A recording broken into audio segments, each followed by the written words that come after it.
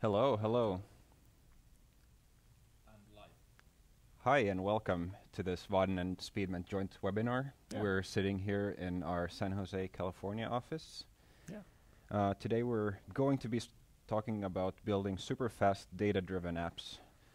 So a lot of superlatives. Let's see if we can deliver on those. Yeah, big pressure. My name is Marcus Hellberg. I'm a long-time Vaadin developer. I've been with the company for probably 8 years now, even more.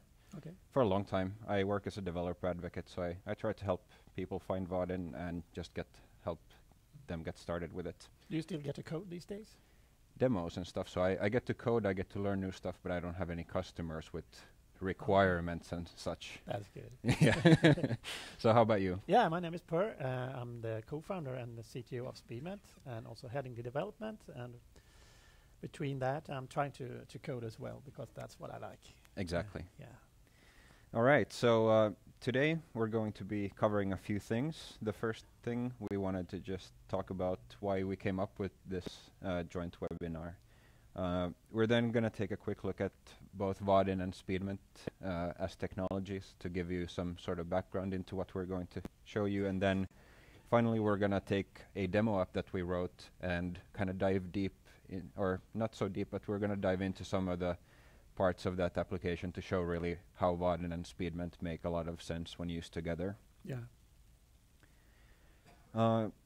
So, as you may already know, both of us are working at Nordic companies. Vaadin is originally a Finnish company, and Speedment is from Sweden from the beginning. From Sweden. Yeah. So normally Finns and Swedes are good pals as long as it's not in regards to hockey. Exactly. That's a different story. Yeah.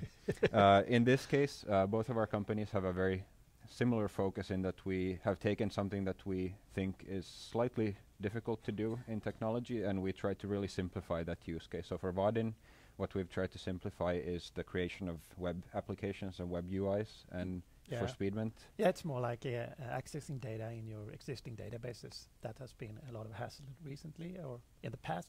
Yeah.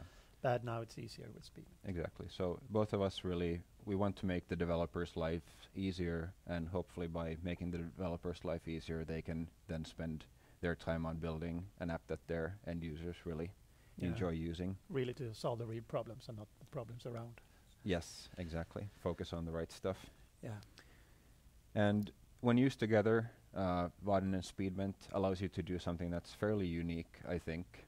So when you use Speedment for your database access and you use Vaadin to actually define your UI, you're able to build a full stack application, top to bottom, all in Java, all in one language. Yeah. So I think there are a lot of different benefits from working in just one language. Can you think of? Yeah, I think that when you have a lot of languages, you tend to, 1 year later, when you go back to your code, you tend to forget that other language. And at least I like Java a lot, so it makes sense to stay in Java as much as possible. Personally, I've also, like, one of the main benefits that I've seen working with language like Java is not so much necessarily when you're building the application. It's, of course, very helpful to have the typing there. But when you come back to the project, say, 6 months later, and you start changing stuff, you don't remember anymore what you did all over the place. So if you have a static type check system telling you, kind of guiding you, staying on the right path, it's really helpful for me at least. Exactly. It's predictability. All right, so let's start by taking a really quick intro to Vaadin. I realize we're on the Vaadin channel, so many people might already know Vaadin, but for those that don't know Vaadin, let's take a real quick intro to that. So the core of Vaadin is this big library of UI components that run in the browser. All of these components have a Java API. So for instance, if we want a button, we would instantiate a button object. If we want a date picker, we can instantiate a date picker object. And that also translates to more like HTML primitives, like say a span, if you just want to show some plain text. Yeah. These components will get laid out depending on what kind of layout you put them in. So if we change the layout from the previous example to a horizontal layout, you can see that now the components are laid out horizontally next to each other instead of stacked on top like they were with the vertical layout. There are tons of different layouts that we have in the framework, so you can build very complex responsive layouts for your applications. Any component can be mapped to a URL route with this @route annotation. So if you build a composition of components that's kind of corresponds to a view in your application, you can then map that to a specific URL. That way your users can navigate between different views, have back button support and all of that. So it will behave like a normal web application. Yeah, but all in Java. All in Java. So just add one annotation. There's another annotation that's pretty cool, I think, and that's the @push annotation. So with the push annotation, we can instruct Vaadin that we want to establish a WebSocket for our connection. So by default, we're using XHR, basically AJAX requests going the normal HTTP request response cycle. But if we're dealing with something where we're more like monitoring things happening on the server, we might actually want to have a open socket where we can just push changes to the UI as they happen. And with Vaadin, it's very simple. It's just annotating your code with this push, and that will instruct Vaadin to open up a WebSocket instead. Cool. Yeah. Vaadin is completely event-driven, so the way we add actions to our application is by listening for event. Any kind of component that a user can interact with will emit events whenever a user action has happened. So in this case, we're listening for the click event on the button, and every time that happens, we call add, basically add a new component to the layout we're in with just the value of the text field. Vaadin also comes with a pretty powerful data binding syntax, or system. So we can both bind individual objects to something like a form, or in this case, what we're doing is we're injecting a customer service here. Yeah. And I'm building a grid out of that. So I'm telling the grid that you're going to be showing customers. I then call set items with just a collection of customer objects, and then I can define which properties of that customer I want to show. Yeah. And that's all there is to it. We're going to get to a more complex use case later on in the demo, show how we can deal with much larger data sets than these couple that I'm showing here. Yeah. But that's the general idea. Yeah, that's cool. All right. Yeah, so let me talk a little bit what Speedment is. Speedment is really two things. One thing is the ease of use. So it makes it much easier to grab data from the database. The other thing is speed. So it's easy to grab the data, but it's also very fast. Yeah. And you can select, if you only want ease of use, that's okay. Then you can use open source Speedment, or you can use in-memory acceleration on top. Okay. And then you get like thousands or 10,000 times faster. Oh, that's pretty impressive. Yeah. And the cool thing is that the API is exactly the same. So you only have to like change one row in wrap, and then everything is 1,000 or 10,000 times faster. That's kind of magic. But you're going to see that later in the presentation. Okay. Yeah. So what you do is that we have a GUI that you can connect to an existing database, and you see all the schemas, the tables, the columns, and everything, and you can kind of configure. Usually you don't have to do that, but you can change names, or you can exclude tables or whatever you want, and then you just press generate, and then you generate your domain model from that GUI. Okay. So it's very simple to get started. Of course, you can program it too if you want to do that, but it's very convenient to use an existing schema. For sure.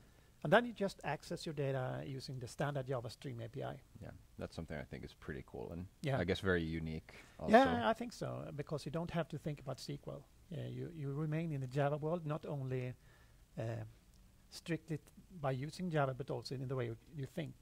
So you use streams, and you can apply filters, or you can sort, and it all looks like Java, but it can be SQL or it can be in memory. Yeah, I really like the fact that you can kind of split your potentially very complex thing into this sequence of very simple transforms or filters or that things. you just apply on a stream. Exactly. Yeah. And of course, there is the in-JVM data store. That's kind of another source. So instead of reading from the database, you're reading from the in-memory structure with in-memory indexes, stuff like that. And is that something I need to configure myself, or? No, you just tick in and say that I want in-memory acceleration, and the tool will fix everything for you. Nice. Yeah, so this is the tool. So you can see on the left-hand side there's a lot of schemas and tables, and you can just click them and change properties. And once you satisfy, you just click the green generate button on the top hand side of the screen there, and every code will be generated for you. Okay. Like entities and managers and stuff like that. Seems straightforward. Yeah, it's very easy. And this is how you use Speedment. Once you have generated everything, you create streams. So in this example, we have films. So the films variable here is really a manager. That it's a way of accessing a table. Okay. And then you create a stream, and then you say that we want to see all the films that has a length greater than 2 hours. 2 hours is 120 minutes, as you may know. and then we just pick one of them. In this case, it's a very simple example, of course. And the cool thing is that this is a way of expressing and working with functions rather than imperatively. So we can analyze the stream, and if it's running against a SQL database, we can compile a SQL query. But whereas if we have in-memory acceleration, we don't use the SQL, we compile it to a traversal in the in-memory store. Okay. So that gives us a lot of flexibility. You focus on what you want to do, not how it's done. That's completely decoupled from the recipe that you have in your streams. Cool. And another thing, of course, is that it's a standard API. So it's a huge infrastructure out there with things you can apply on streams, custom collectors, whatever. You can just plug them in and they will work directly. All right. Yeah. So this is one example. Here we are doing a join. And as you can see there, we're trying to join a column with a string, which is, of course, unsuccessful because there are completely different types. So the IDE will help you and provide different examples of way to get around this. You see compile time, what's happening if it doesn't work. Whereas if you have worked with SQL, you will notice this when you run the application. Yeah, I mean, that definitely would help me, especially if I'm working with, say, some database that I'm not that familiar with. I haven't made it myself necessarily. Exactly. This would. Yeah, or if you have a very big database with a lot of tables, I mean, it's tricky to remember 100 tables, what they are and how they relate to each other. So that's cool. And another thing is, of course, that you get a lot of help from the IDE when you're using it, not only when you have problems in your code, but when you do normal coding. You can use code completion. So in this example, we are trying to classify films. And we're using, here you can see that we are creating a stream and we're using a standard collector that's built into Java. Yeah. So we are doing a grouping by operation here, and then you have to kind of point out what do I want to group with, and then of course we have film. In this case we are probably grouping by rating, and you can just use the GUI and code. So are these are generated by that tool that you showed us earlier? Exactly. Okay. So both like columns and entities, classes, POJOs are generated for you. Nice. Yeah. So another thing with what we have is we call it in JVM memory. So I think most of your guys program with Java has done your own caching, like having a big concurrent hash map and put a lot of objects in there. And then of course you will notice that as this map grows, we will start to collect a lot of objects on heap. So then we have garbage collections in the second, so maybe 2 or 5 or in 1 minute. Stop the world garbage collection. Yeah. So that will really destroy performance totally. Yeah. So that's not a good idea. That's no good. No. And another way is that you can use maybe you can have a grid with in-memory caching or stuff like that. But I mean, even the speed of light dictates the speed you can really work with that, because you have two nodes that are maybe in the same data center but still far apart. So you're basically saying that Speedment is faster than the speed of light? No, not really. But we are making the distances much smaller. So exactly. The light doesn't have to travel that far. Exactly. So what we have is that we have everything in the save JVM mapped to the same memory pages that the application sees. So that gives us a huge advantage in terms of latency. Nice. So if we go and see on the next picture there, you can see where Speedment fits in. So I used to demonstrate in other demos that we can create and consume a stream in 200 nanoseconds. And that's impressive because just reading 64 bytes from main memory is about 100 nanoseconds in a modern CPU. Yeah. So it's tremendously fast. Yeah. And it's the sweet spot is like around terabytes, a few terabytes or a handful of terabytes, or maybe up to 10 terabytes and below. Yeah. Because it's difficult to have those really low latencies for bigger data sets. But I think most users will be below terabyte. Yeah. Okay, so Now that we know a little bit about how the technologies work separately, we're going to jump into our example application. So we're going to take a look at a demo we built, and we're going to share the code after this webinar, a link to the GitHub. The application that we decided that we wanted to build is a stock data browser. So what we want to do is we both want to be able to search different symbols, and we want to see their value over time. Yeah. And in order to make sure that we have a really big data set and to really showcase that Speedment is fast and Vaadin is able to easily consume those speeds, amounts of data, we actually generated quite a bit of data. Yeah. So we're looking at somewhere around 3,600 symbols for the past 18 years on a second scale, On the second which stage. roughly kind of translates to around 8 terabytes of Raw data. data. So that's quite a bit of data. It's a lot of data. Yeah.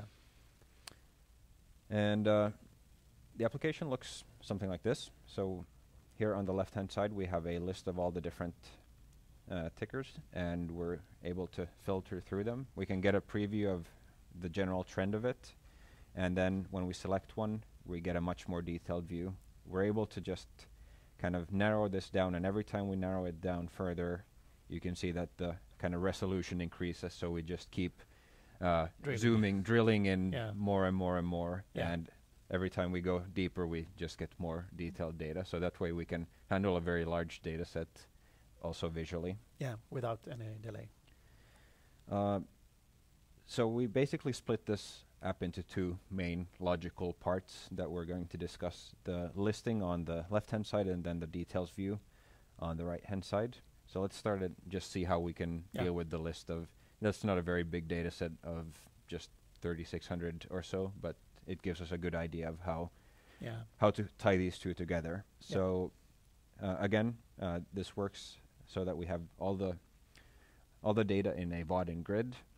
We're able to scroll them, and as the user keeps scrolling, we're going to ask Speedment to kind of provide us more and more data. So we're not trying to load the entire data set up front. No, it's important to understand that it will be loaded on demand. So exactly. Loading 3,000 units to the browser unnecessarily would be a good idea. So Yeah, there's most likely somebody won't be scrolling all the way down to Z. They're going to use the search function to get there much faster. So let's take a look at how we implemented this, kind of a couple of most important pieces of code here. So I think the backend code it's a little long, but maybe you can walk us through this. Well, this is ridiculously easy to do.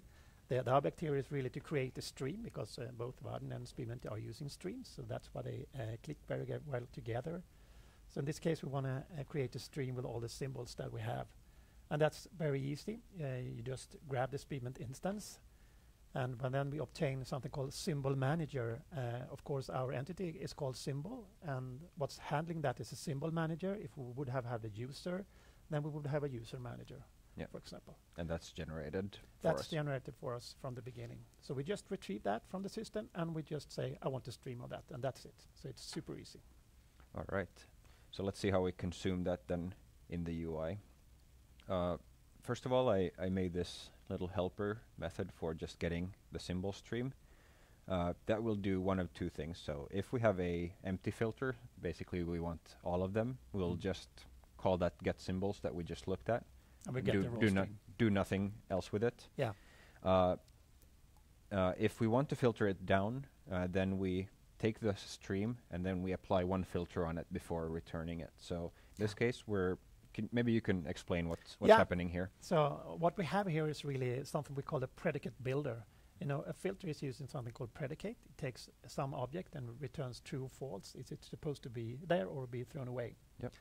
So in this case, we say that we want to use the ticker symbol, and we then say if it contains, ignoring case, the filter, then it's supposed to stay there. Otherwise, we will throw it away. Yeah. And the cool thing here with using this predicate builders is that they produce a predicate that is optimizable, so we can recognize it and use that for in-memory or SQL rendering. So if we would have used SQL, this will result in a SQL query, narrowing down all the things that are going to send on the wire between the database. Yeah. And if it's in memory, then we can use an in-memory index and very quickly find what we need. Yeah. All right, so now that we have the symbol stream, the next part is actually hooking this up to our data grid. Yeah. So before, when I was showing you how Vaadin works, I showed you how to map a grid to just a collection of a list of objects in. But when the list was complete. Yeah. When the list was complete and Yeah. I had a very small data set, Yeah. like say up to a few hundred maybe, Yeah. I don't want to put too much No. data into memory unnecessarily. In this case, I'm going to use another way of populating that grid, and that's through a data provider. So the data provider basically takes in two callback functions. One is a query for the data itself, and one is for the count. So if I narrow down, I search for something, of course the size of the resulting data set will be smaller than the entire data set. Yeah. Okay. So this is for like if you want to have a scroll bar scale. Yeah. So this basically tells the virtual scroll bar how tall it needs to be. Yeah. But the kind of meat of this is in the data query. So we get our symbol stream, then we take two parameters from the query, so both the offset and the limit, basically which window into that data set are we interested in right now, just so we can only fetch what's needed at that specific moment. Yeah. And with that, you can see we don't collect or anything, we just pass the stream over to the so it's grid. lazily consumed in the GUI, so you don't have to materialize everything. Yes. That's good. All right, so that's the list. Fairly straightforward. So that's the easy part. That's the easy part. Now we're dealing with a much larger data set here. Yeah. So in this case, we're basically browsing data all the way from the year 2000 up to 2018, and we're zooming in and getting more and more detailed data as we're going along. So let's take a look at the backend code for this, like how we're implementing this in Speedment. Yeah. So here we have like when we call this method, we have a symbol, of course, that we are interested in because we're only showing one symbol at a time, and then a start and an end. And of course, it's a long, so it's kind of epic time we are dealing with here. Now, Speedment supports something called sharding. So we have kind of divided all the tickers in separate Speedment instances, you can say. It's very cheap to create a Speedment instance. So basically here we have 3,600 different Speedment instances because we have 3,600 ticker. Yeah. Would those get lazily created when you actually you shard, can or you usually you populate them from the beginning. Okay. But you can do it lazily too if you want. And then when we apply the symbol, so we get that kind of Speedment instance that is applicable for this kind of symbol. So you're basically reducing the data set that you need to work on. Exactly. Quite drastically. By thousands of factor. Exactly. And that's good because then we are keeping the indexes that are then specific just to this symbol, and we can use them in the next filter line here. Yep. So we say that we want only those data points with a timestamp between start and end. It's very straightforward. Yeah. And then we say we want it sorted. Maybe that looks redundant, but from a technological point of view, the order of the stream is really undefined. So we need to have them in order, otherwise the chart will look very strange. Wouldn't be very helpful. No. And then we collect it, and this is a custom collector, but it implements the standard Java collector interface. So what it does, it takes items and it throws away when it gets too much detail. So if we say that number of points is 100, then we only have 100 points evenly spaced in all the things we have, because we don't want to send millions of pixels to the GUI. No, that wouldn't be very helpful. It'd be both very slow, and also people's eyes don't have enough resolution to see that amount of data anyway. Yeah, but so this is really filters out. Maybe so we only have like 300 or something in the application. And then that collector is a supplier of a stream, so it kind of reduces the stream from potentially millions of points down to a couple of hundreds. Yeah. Very helpful. So yeah, like I mentioned earlier, Vaadin is a component-based framework, and one part of being a component-based framework is that we often like to also extend components and create more specific components for our use cases. So in this case, for the chart, I took the base chart component and I made a stock chart that extends from that, just so I can kind of put all the configuration in there. Yeah.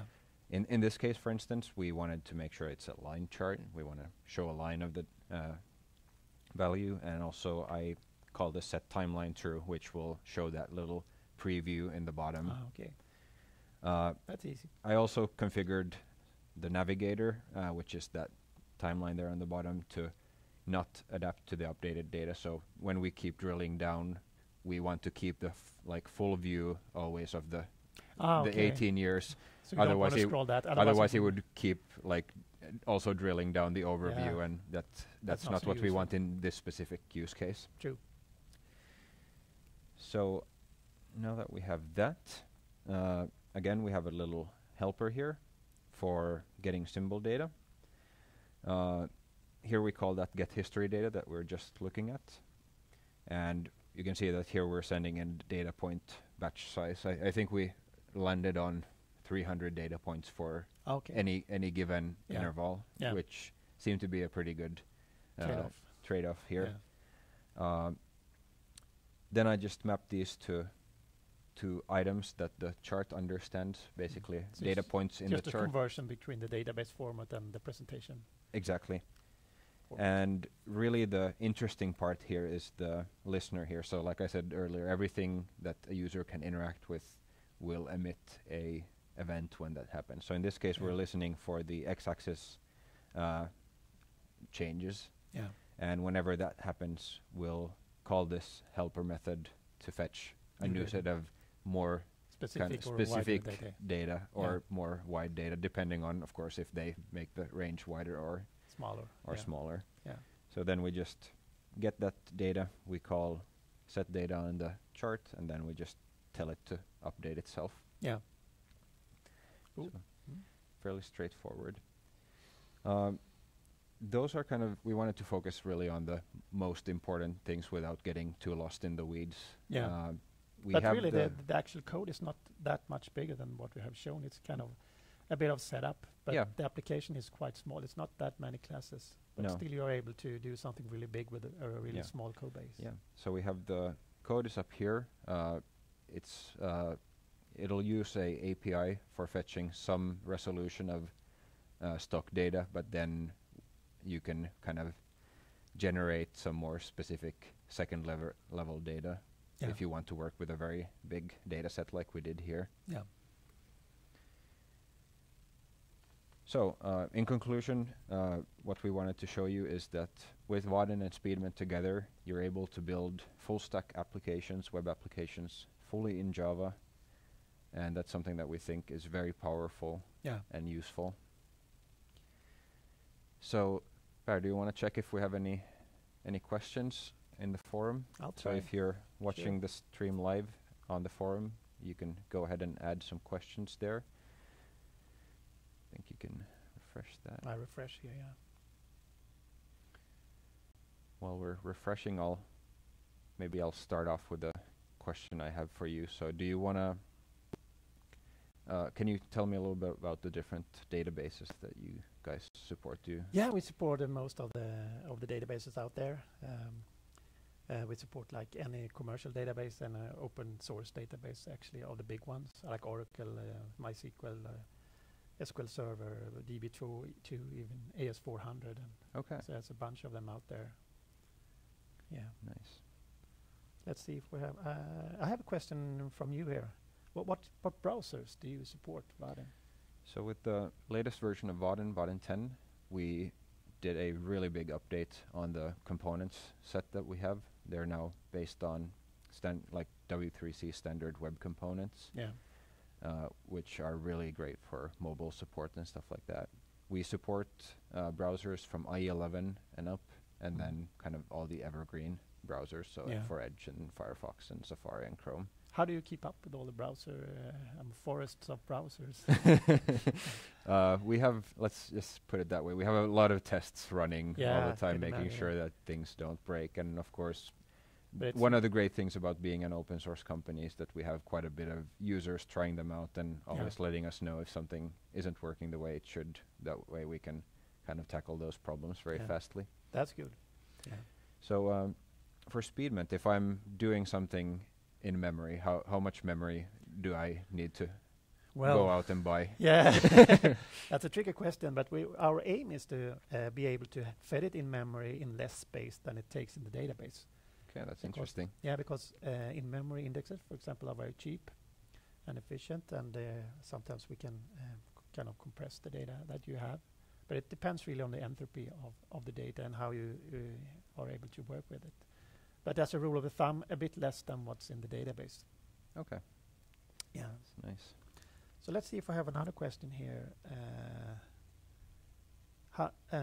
Someone asked about styling here. So how can you style it? Do you have to work with CSS, or how do you style it? Yes, so everything is built on top of CSS. So we have a built-in style that comes with the components, that comes in both a light and a dark variant. Yeah. Okay. It exposes some basically variables that you can set, so you can very easily change colors and roundness and spacing and stuff to match your look and feel without having to really go in and change the CSS individually for each component. So it's very easy to change the entire set of components in a coherent manner. Can you also style in Java?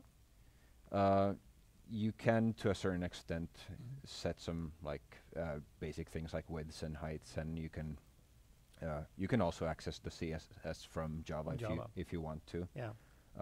That depends, of course. That's okay if you're in a Java-only team, but if you're, for instance, working with a designer person who likes to do the CSS part, so you can focus in Java, you build the actual application, and then somebody can provide you with a CSS file for the actual look and feel. I think that makes sense, because you want to separate actually the functionality from the design. Yeah, that tends to work very well. Yeah. Okay.